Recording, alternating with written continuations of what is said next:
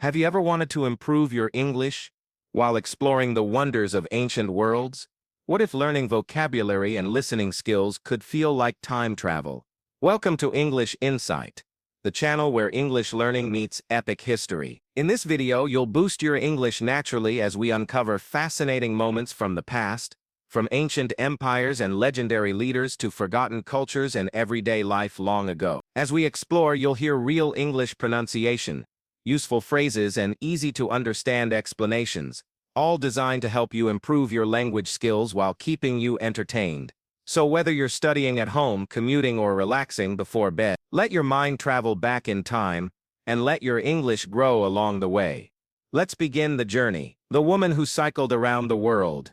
A British adventure. One extraordinary woman set off on what would become a pioneering global journey, capturing the spirit of exploration and the promise of international travel. Annie Londonderry, a fearless adventurer, departed from Boston in June 1894 to begin a circumnavigation of the globe by bicycle, a feat unheard of for a woman at the time. Her odyssey would touch multiple continents, crossing political borders, traversing varied terrain, and immersing her in dozens of cultures. As she traveled, she encountered bustling cities, tranquil villages, desolate plains, and mountainous passes, each place contributing to her story and expanding the cultural map in the minds of her audience. For any learner of English or travel enthusiast, Annie's journey is a goldmine of useful travel vocabulary. She secured travel documents, negotiated passage aboard steamships, managed her luggage, and navigated complex customs inspections in foreign ports of entry. She had to plan an itinerary, adjust her route frequently due to changing conditions, and deal with delays and detours, experiences every modern traveler can relate to. Along her way, she arranged for accommodations in modest lodgings, boarding houses, and sometimes camped under the stars. She interacted with locals, interpreters, and fellow travelers, often relying on their hospitality or information about local transportation systems and geographical landmarks. Travel during the 1890s was unpredictable and filled with uncertainty. Tickets were bought in person, currency exchange was done on the spot, and there were no modern travel apps or GPS systems to guide her. Instead, Annie carried maps, relied on guidebooks, and depended heavily on word of mouth and the kindness of strangers. She crossed vast landscapes by railroad, steamship, and of course by bicycle, often combining overland travel with maritime navigation. From the cobbled streets of Paris to the sandy roads of Egypt, and from the busy ports of Singapore to the train depots of San Francisco, Annie had to understand time zones, transport schedules, and ticketing systems, skills critical to any world traveler. She handled visas, overcame language barriers, and managed a travel budget carefully,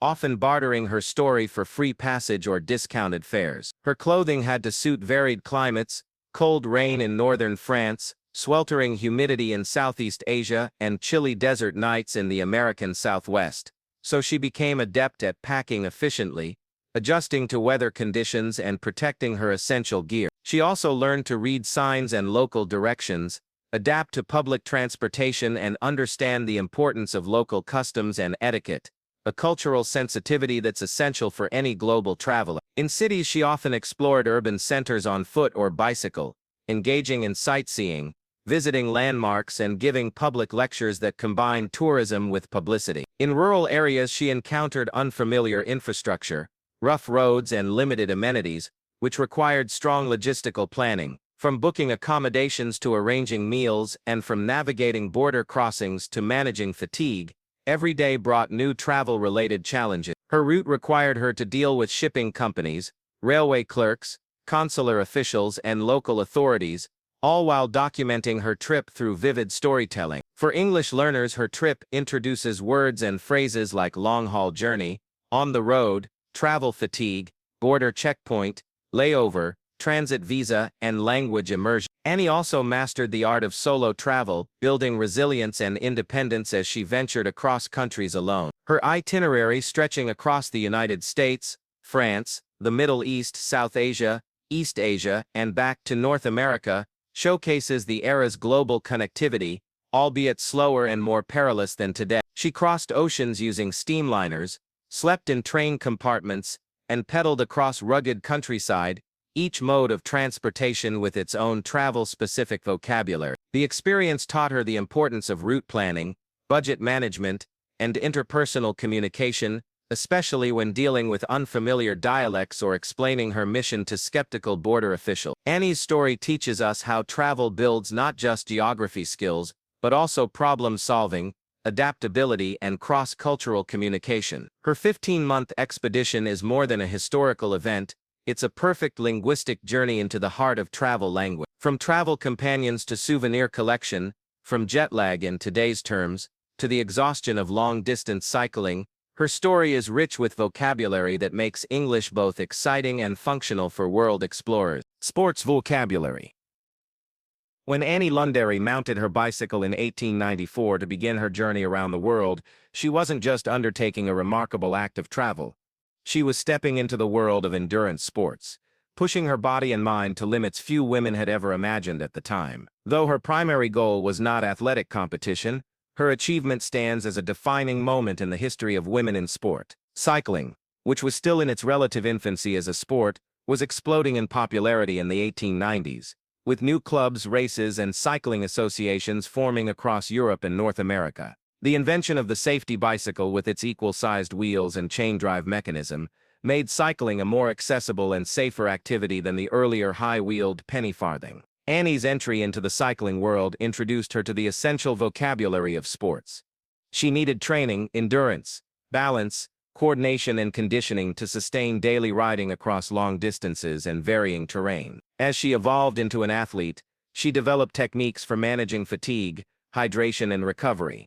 Even if the terminology wasn't widely used in her day, she had to consider the mechanics of her bicycle, learning how to maintain equipment, make repairs to her chain, tires, and brakes, and carry basic tools for on-the-go adjustments, all part of the practical skill set any endurance cyclist must master. Her switch from a women's 42-pound Columbia bicycle to a lighter men's model also reveals her growing focus on efficiency, aerodynamics, and performance optimization, terms familiar to modern athletes. Throughout her journey, Annie faced harsh training environments, uneven roads, steep inclines, rocky paths, muddy tracks, and unpredictable weather, all of which tested her core strength, muscle endurance, and mental toughness. In the vocabulary of sports, she had to deal with overuse injuries, strain, joint pressure, and recovery time, though in her case she often had no choice but to keep going. She learned the importance of stretching, nutrition, and rest periods.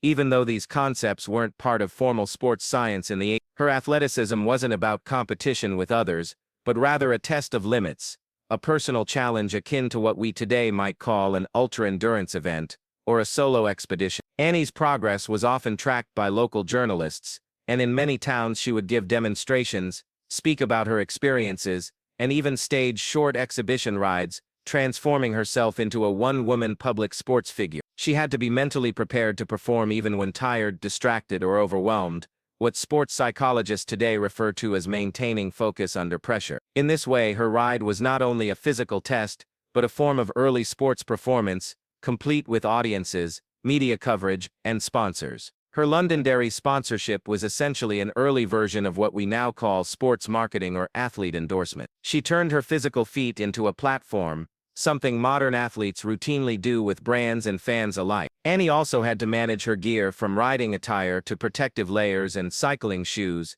and adapt her sportswear for both movement and modesty.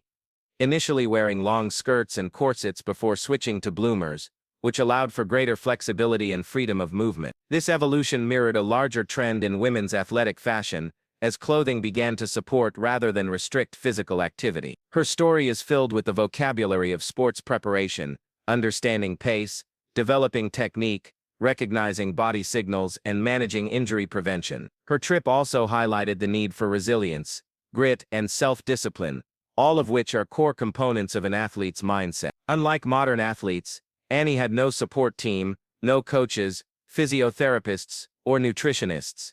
Every decision, every adjustment, every recovery plan had to come from her. She was her own trainer, strategist, and motivator, using intuition and experience rather than formal instruction. She dealt with the equivalent of what modern athletes would call burnout, overtraining, and performance plateaus, yet she had to continue through all of it to meet her self-imposed deadlines and satisfy public curiosity. Her ride was punctuated by rest days, but these were rare as she often used her non-cycling days to write articles, give talks, or secure lodging and sponsorships. In this way, she was not just an athlete, but also a sports ambassador, spreading awareness about women's physical capabilities at a time when many believed women were too fragile for vigorous activity. Annie's success helped change perceptions and laid groundwork for the inclusion of women in cycling and other sports, from amateur leagues to later Olympic competition. The language of competitive cycling was becoming more defined at the time. Terms like cadence, gear ratio, breakaway, and drafting were entering common usage among serious riders. While Annie may not have used all these terms explicitly, her experience embodies their meaning. She faced wind resistance, adjusted gear shifts for climbs, maintained pace over long distances, and learned how to conserve energy across thousands of miles, hallmarks of athletic performance in endurance cycling. She also navigated the psychological side of sport, maintaining motivation during monotony, confronting self-doubt, dealing with external pressure, and pushing through physical discomfort and fatigue. In sports psychology, these are considered critical factors for elite performance. Annie's journey was filled with sporting challenges. She rode through windstorms, intense heat, torrential rain, and occasionally snow. She faced traffic in cities, dodged animals in rural areas, and dealt with faulty brakes, snapped chains, and flat tires, all while remaining calm and solutions-focused, like any top-performing athlete. Her solo journey also echoes modern concepts of solo sport disciplines, such as marathon running, long-distance swimming, or Ironman triathlons, where the athlete must rely solely on their internal resources. Her cycling distances, often dozens of miles per day, required careful energy management and mental pacing, akin to what distance runners call the wall or the moment of extreme exertion, when only sheer willpower keeps you going. Annie overcame those moments again and again, proving her athletic capability beyond dispute. Her story also highlights the importance of goal setting, both long-term and short-term, a principle taught in all levels of sport training. Reaching the next city, port, or country became a performance milestone, reinforcing her belief in incremental progress, what athletes call progressive overload, the gradual increase in effort to build capacity. She was also an early model of sports journalism, documenting her journey and analyzing her own performance in articles published in various newspapers. Through writing, she shared her training insights, ride conditions, and coping mechanisms with readers, creating a dialogue between athlete and audience that mirrors today's sports blogs and documentaries. Ultimately, Annie Londonderry didn't just cycle around the world, she raced through a global course of resistance, disbelief, and limitation, smashing stereotypes and creating space for women in sport. For English learners, her journey introduces a wide range of sports-related vocabulary, training regimen, conditioning, cross-training, gear adjustment, peak performance, interval riding, sports fatigue, and athletic independence, among many others. Her life shows that sport isn't always about gold medals or world records. It's about challenge, effort, personal bests, and the transformative power of physical achievement. Annie was not just a traveler or writer, she was in every way that matters an athlete. Adventure vocabulary. In a world still stitched together by steamships, telegrams, and dusty railroads, the 1890s were a golden era for grand expeditions and intrepid exploration. But even in that adventurous age, few journeys were as daring, improbable, or unconventional as the one taken by Annie Londonderry, a young woman who decided to circle the globe by bicycle. To call her expedition an adventure would be an understatement. This was an odyssey, a quest, a fearless push beyond boundaries both physical and societal, making Annie one of the most remarkable adventure figures of the 19th century. Born Annie Cohen Kopchowski and adopting the name Londonderry as part of a sponsorship deal, she launched her journey in June 1894 with little more than a bicycle, a change of clothes, and boundless determination. The very act of departing on such a journey without an escort, map-covered walls, or modern survival equipment exemplifies the spirit of true adventure. Her expedition wasn't carefully curated.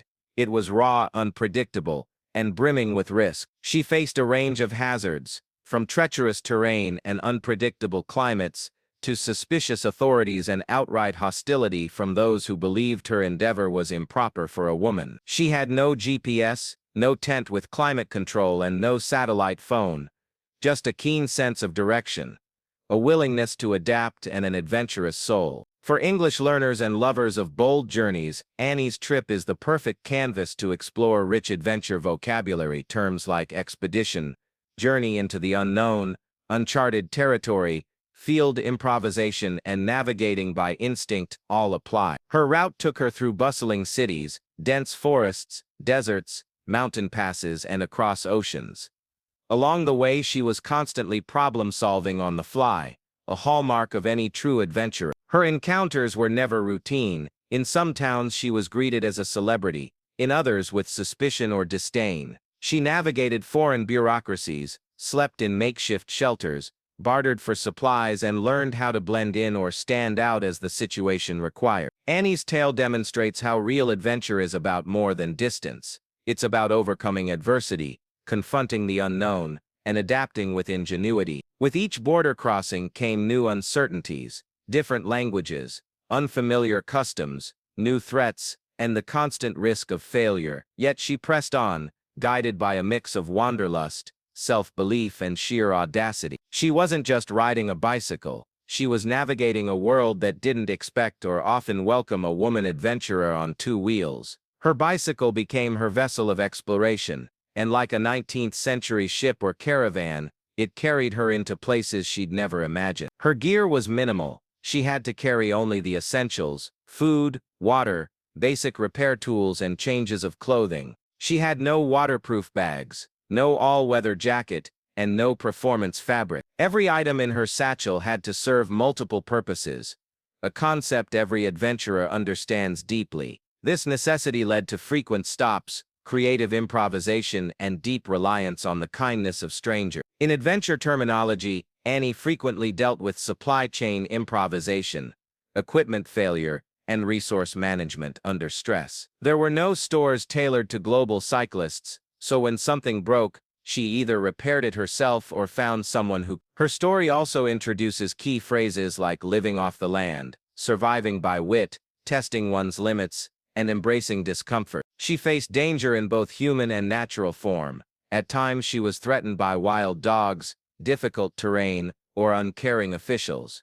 In other moments the challenge came from steep climbs, deep mud, or desert wind. Every landscape posed a unique obstacle, and in each, she had to tap into a new layer of resilience and problem-solving. As she cycled through rain, snow, and heat, she adapted, drying clothes over campfires, finding shelter in train stations or barns, and rationing food when needed. This was an era with no weather forecasts, no performance tracking apps, and no instant updates. Adventure vocabulary like wayfinding, overland passage, logistical challenges, and emergency contingency perfectly describes Annie's everyday struggle. Her route wasn't direct, it was opportunistic, shifting according to weather, visa permissions, sea routes, and press coverage. She took detours when roads became impassable, negotiated rides on steamers when borders proved closed, and improvised alternate routes through territories rarely visited by Westerners,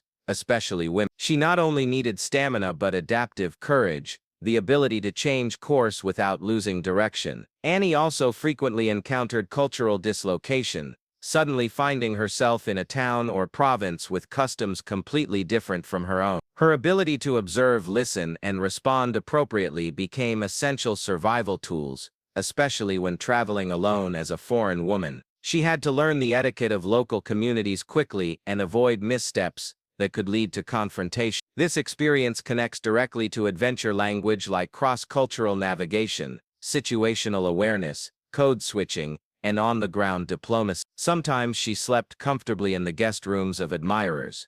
Other nights, she had to make camp beneath bridges or in roadside inns. The uncertainty of where she'd sleep or eat next added to the adventure and built what we might call mental flexibility. Her encounters were filled with the unexpected, from snake sightings to mechanical breakdowns, from impromptu public speeches to being invited into unfamiliar homes for shelter or food. Each of these episodes serves as a classroom of real-world experience, teaching not only English vocabulary but also life lessons in adaptability and courage. She was often her own navigator, relying on compass bearings, local directions, and gut instinct, since even detailed maps could be out of date or inaccurate. Her journey is a practical example of phrases like forging ahead, lost but not defeated, traveling light, navigating hardship, and embracing the wild. Even seemingly simple decisions, such as which road to take, when to rest, or how to respond to a suspicious official could become life-altering. These moments underscore the essence of adventure, being constantly alert, thinking fast, and managing risk. Adventure also means encountering beauty, and Annie saw it in abundance: sunsets over foreign harbors, majestic mountain ranges, quiet sunrises in open plains, and laughter shared over meals with strangers. Her eyes saw the world in its raw, natural form, another core trait of great adventure. Nature vocabulary became part of her lived experience: wilderness, ridgeline, downpour, gale force winds, dust storms, dusk and dawn. But so did terms connected with urban adventure: maze-like streets, bustling marketplaces, crowded train stations, and echoing halls of bureaucratic offices. Her daily experience required her to confront and conquer both types of environment. Every day brought a new trial, a new set of unpredictable factors. Would she find food? Would her tire hold up another day? Would this region be friendly? Would the road even exist past that hill? This uncertainty is the heartbeat of adventure. Her mindset was that of the ultimate explorer: flexible, prepared to fail, determined to continue. She often journaled about her challenges, turning them into compelling narratives, an early version of adventure blogging. In these writings she shared moments of vulnerability, pride, frustration, and awe, all words steeped in the language of adventure emotion. She wrote of being worn out, of having no clear direction but an inner compass, of pushing past fear, and finding freedom on a trail unknown. For learners of English, these phrases capture both linguistic richness and emotional truth. Her adventure vocabulary can be expanded with expressions like edge of the map experience, true grit, navigating chaos, finding shelter in the storm, solo pathfinder, and writing one's own legend. Unlike scripted trips with fixed itineraries, Annie's journey was fluid and ever-changing, making it a near-perfect reflection of what a real adventure entails: risk, reward, renewal, and revelation. She returned to Boston in September 1895, after 15 months of adventure, having covered thousands of miles and crossed oceans, survived disease scares, injuries, mechanical breakdowns, and the crushing loneliness of isolation. Yet she came back transformed, not just physically or socially, but spiritually. Her identity had shifted. She was no longer just Annie Cohen Kupkowski or even Annie Londonderry. She was a global adventurer, a trailblazer, a woman who had literally charted her course through uncertainty and made history. For today's adventurers and language learners, her experience offers more than inspiration. It offers a full glossary of the language of bold living. Whether it's packing light for an unpredictable journey, adapting on the trail, or facing the wild with calm resolve, Annie Londonderry's ride around the world is a masterclass in the vocabulary of exploration, survival, and fearless independence. It reminds us that adventure begins the moment we step into the unknown, and that the words we use, trek, voyage, ordeal, triumph, discovery, perseverance, are more than vocabulary. They're the tools we need to describe our own wild, wonderful paths through life. And so the extraordinary journey of Annie Londonderry comes to a close, not just a physical journey around the world, but a symbolic one that challenged expectations, broke barriers, and redefined what adventure, sport, and travel could mean for women at the end of the night. With her bicycle as her constant companion, Annie cycled through cities and deserts, faced monsoons and mountains, crossed oceans and borders, and returned with stories that inspired generations to come. Her ride was more than a sporting feat. It was a declaration of freedom, ambition, and bold individual spirit. As English learners, her story offers more than just inspiration. It gives us real-world language in action. Through her journey, we've explored travel vocabulary like passport, itinerary, customs, port of entry, luggage, transit visa, and sightseeing. We've seen how a traveler adapts, negotiates, books, packs, and navigates, all vital terms and actions for anyone exploring the world. These are not just textbook words, they're expressions rooted in experience, movement, and connection.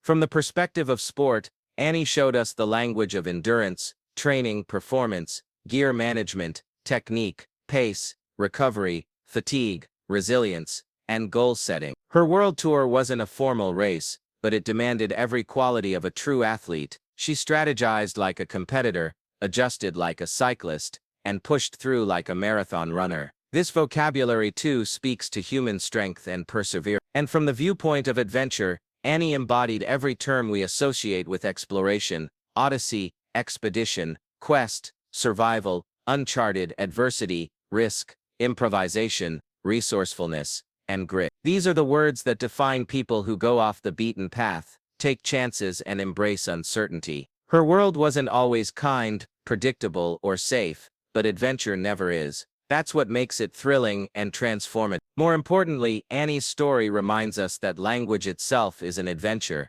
Learning English, just like traveling, just like cycling across continents, requires courage, consistency, and the willingness to face the unknown. You might feel lost sometimes, unsure of direction, or stuck in unfamiliar territory. But just like Annie, you can keep pedaling forward. You can build your vocabulary mile by mile, sentence by sentence, with determination and confidence. Annie's closing words when she returned home were simple yet powerful: "I am a journalist and a new woman." She was no longer defined by tradition, expectation, or limitation. She had become her own story, and now, through language and learning, so can you. Whether you're preparing for a trip, studying for an exam, or just dreaming of faraway places, remember, you are on a journey too. A journey of words, ideas, and endless potential. Thank you for joining us on this incredible ride through history, vocabulary, and discovery. If you found this story inspiring or helpful for your English learning, don't forget to like, subscribe, and share this video with other curious learners and adventurers around the world.